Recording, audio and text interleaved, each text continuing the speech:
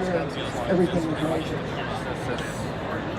So while I've been doing this, the system will have taken the high mag image, when it does each high mag image is completed, the user's notified that the system's ready for me to go and tell it where I want to interrogate further. So I'm going to come and the system will give me an overview of what I've got. This one, I've got morphology markers. This is the fluorescence link antibodies that tell me what biology is going on. And then it also lists off the targets that I'm probing. This is where the photocleavable link oligos are attached to specific antibodies to probe in detail. From there, I'll go into the scan workspace. And this gives me a nice, convenient image viewer where I can pan, zoom, get down to the cellular detail level to really find the areas where I want to probe further. The system here will tell me what I'm looking at. So today I've got DNA on the FTSE channel showing in blue. I've got NCK on the side 3 showing in green. CD45 immune cells are yellow. And I've got a custom marker in there that's CD8, and that's on the red channel. So I'm going to talk about 4 different modalities for ROI placement today. The first one is just a simple geometric. We can draw circles. We can draw rectangles. And we can do arbitrary polygons to pick out particular features that I'm interested in. We find the geometric ROIs to be good for probing areas that appear to be uniform, but as we look across the tissue, we sometimes find that there's actually quite a bit of heterogeneity from one part to another. I pick two circles that are all green. I think they're a tumor and they're the same. On a probing the molecular level, I find there's actually quite a bit more heterogeneity than I expected. So we'll erase those because the next modality we're going to look at, we're going to look at heterogeneity even within a single ROI.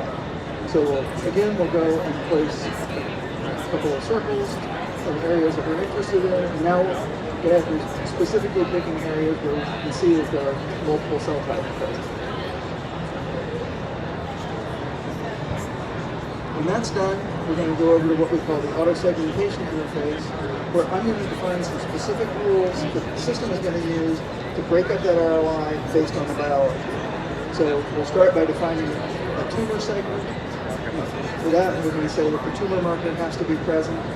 Pick a color that we'll be able to see easily. We'll add a second rule for stroma. For stroma, we're going to require that there's DNA present, so we only pick up the cellular regions that leave behind the voids. Get a color for that. And then when that's done, click on the button to generate segments. The system will think for just a second. And now we can go zoom in and see that we've found tumor and stroma within each of these RORs.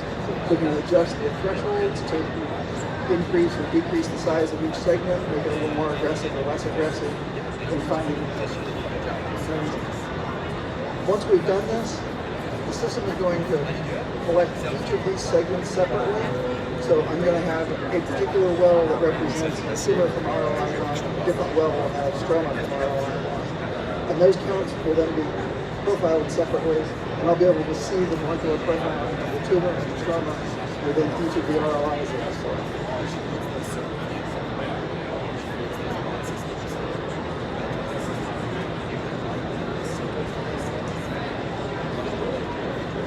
So the third modality we're going to talk about is what we call rare cell profiling. And that's going to take this segmentation to the next step. We'll define different ROIs and different rules. I'm now going to go look for CD68 cells that are in the middle of the genome. So we'll simply draw an ROI, switch over to the segmentation rules. And now my first rule will be to find things that are positive on the custom channel, Sci5. And then we'll add a second one, and probably look at the cellular, and a second one for tumor.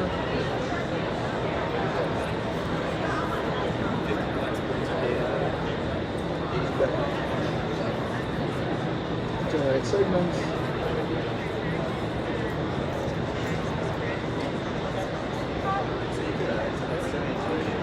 thresholds a little bit.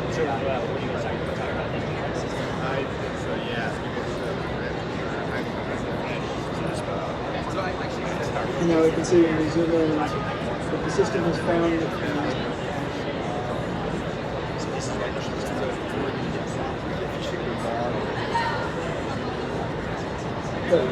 so the system's now found a small clump of CD68 cells in the middle of this tumor. That lets me profile these cells that have invaded the tumor, separate them out from the tumor around them. The final modality that we'll talk about today is contouring. For that, we're going to switch over to our data analysis interface because for the contour experiment, we've already finished it. Finished the ROI selection, cut the counts, brought them back in, and the system was assigned them to the appropriate ROIs. When we zoom in here, you can see that what we chose was along this band of CD68 positive cells, we picked one band and then have the system contour out in 50 micron steps. And we would profile each of those contours separately. He's been very diligently emailing me for the last. And what we see when we look at a bar chart of CD68 expression is that there's a central peak that corresponds to that central band, and it falls away as it goes. And it's kind of expected because I can see that. But if we scroll across and look at some of the other markers, we can see a similar pattern in the rest of it. That's really telling me that the biology changes the further I get from one band that I selected. So I've given you a quick introduction to the way we designed the system to be convenient, interactive, and intuitive. I'm going to hand over to Gayatri now, who's going to give us a deep dive into the data analysis on a particular data set.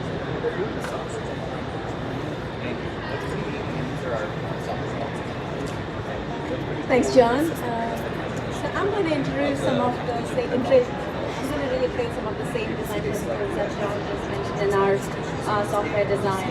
So we are on the data analysis side. You can see that we have very conveniently moved from the GeoMx DSP control center to the data analysis side. It's very easily accessible. You can access it from anywhere. You don't have to be right next to the instrument to perform your data analysis once you have acquired your data. So in the data analysis, again, you can also see that it's not only convenient, it's also very interactive. So you have your scan data that is right there. I have an analysis here for 2 scans. The scan images and regions of interest that you have selected and the segments that you have collected the data from is represented here by the green circle and the image data there. The quantitative data for the collected regions are on the right-hand side represented by the cluster heat map that you see. Data analysis offers you a choice of different data visualization paths. You're looking at the cluster heat map, but then there's also bar charts, box plots, scatter plots, and so on. You can run principal component analysis, you can look at trend plots and other types of plots. So in the middle you have the dataset pane, which describes all the data sets that you have created from different manipulations and data processing functions, and also displays the number of probes that you have, all the different probes and the different probe groups shown below, which shows all the biological annotations that is associated with your target content in the data set itself. So the middle pane actually connects your spatial information with the data, with the visualized data plots, shows you all the data manipulations that you have done. Everything presented in one convenient, interactive user interface. We also have a very interactive annotation system. You have all these are, you can look at the tag-based annotation system that you have seen here. When John just clicked on that, you see the list of annotations that are like pan-6 cytokeratin positive, the MSI, stroma. These are all the tags associated with the data that I'm just showing you. You can also see that when you hover over any of the data points here, so it describes what you're looking at. So for example, we are looking at segments from a particular slide, the ROI that it's originating from, and what is it? Is it a stroma? Is it from an MSI slide or so? And those are available for you to view immediately. On the right-hand side, you can come back to the data plots and you can hover over the data points, and again it describes you where the data originated from. We can click on any of these annotations on the left-hand side of the scan. Any actions that you perform on the left-hand side of the scanned image is reflected on the right-hand side. So now we have just selected the annotation stroma. It shows you where the stroma segments originate at. You can look at the data associated with it, and then now if you go ahead and select the filtered segments, the data plot is recalculated and the heat map is redrawn for you. So you can very easily wrangle your data based on the annotations that you want. If you want to filter the data for only a subset, you can do that very easily. Let's go back and select all the data points here. So you can see that it is highly interactive. Every action that you perform on one side is shown on the other. If you come in and select the visualization part now, any of the data points that you're interested in, you can see that that particular region is going to be highlighted on the left-hand side. The pink circles there represent the area that you're currently highlighting on your cluster heat map. And you can go back and further annotate it or exclude it from your analysis or keep it for further analysis. Now, I'm going to kind of like describe the data that you're actually looking at. This is a sample data set containing data from 2 slides. One is a colorectal cancer MSI sample, the microsatellite unstable, and the second slide is a colorectal cancer microsatellite stable or the MSS sample. For each of these slides, we have selected 12 regions of interest, and each region of interest was split into either the tumor, which was a pancytokeratin positive, and its neighboring stroma, which was everything that was not pancytokeratin positive within that selected region. So we have about 24 data points for each slide, and that data is now shown on the right-hand side of the cluster heat map. All the data manipulations that I've done from the originating from the raw data is shown here.